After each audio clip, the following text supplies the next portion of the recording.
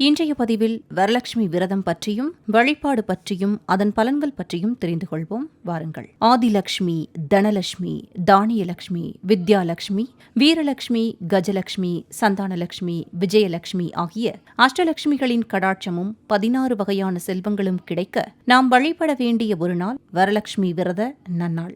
ஆம், வர கூட்டல் லட்சுமி என பிரித்து வரங்களை தரும் அல்லது லக்ஷ்மி தேவியிடம் வரங்களை நாம் பெற்று வழிபடும் என பொருள் கொள்ளலாம்.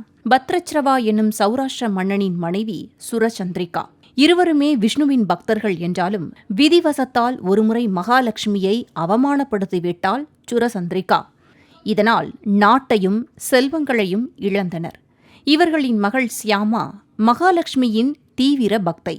அவர்களின் வழிகாட்டுதலின்படி இருவரும் வரலட்சுமி விரதம் இருந்து திருமகளை வழிபட இழந்தவை யாவும் திரும்பப் பெற்று சகல சௌபாக்கியங்களையும் அடைந்தனர் என்று வரலட்சுமி விரத மகாத்மியம் கூறுகிறது. வரலட்சுமி விரத நாளில் மகாலட்சுமியை வழிபட்டே குபேரர் நவநிதிகளையும் அடைந்தாராம். அஷ்டலட்சுமி கடாட்சம் அருளும் அற்புத வழிபாடான வரலட்சுமி விரதம் வருடந்தோறும் ஆவணி மாத பௌர்ணமிக்கு முன்பாக வரும் வெள்ளிக்கிழமையன்று வரலட்சுமி பூஜை கடைபிடிக்கப்படுகிறது. இந்த நாளில் லட்சுமி தேவியை விரதம் இருந்து வழிபட வேண்டும் என்கிறார்கள். இந்நாளில் பூஜை அறையில் வரலட்சுமி தேவியின் திருவுருவப் படம் வைத்து அல்லது பச்சரிசியை பரப்பி கலசம் வைத்து வஸ்திரங்கள் மலர்கள் கொண்டு அலங்கரித்து அன்னம், பாயசம், பழ வகைகள் நைவேத்தியம் செய்ய வேண்டும். பூஜையின் போது அஷ்டலட்சுமி ஸ்தோத்திரம், கனகதாரா ஸ்தோத்திரம், மகாலட்சுமி ஸ்தோத்திரம் ஆகியவற்றை படிக்க வேண்டும். வரலட்சுமி பூஜை செய்யும் போது நம் வீட்டுக்கு வரும் விருந்தினர்களை நாம் எப்படி உற்சாகமாக வரவேற்போமோ அதே மாதிரி வாசலில் நின்று லட்சுமியை பாவனை செய்து அழைக்க வேண்டுமாம். பின்னர் பூஜிக்கப்பட்ட கலசத்தை அரிசி பாத்திரத்திற்குள் வைப்பது மிகவும் விசேஷம்.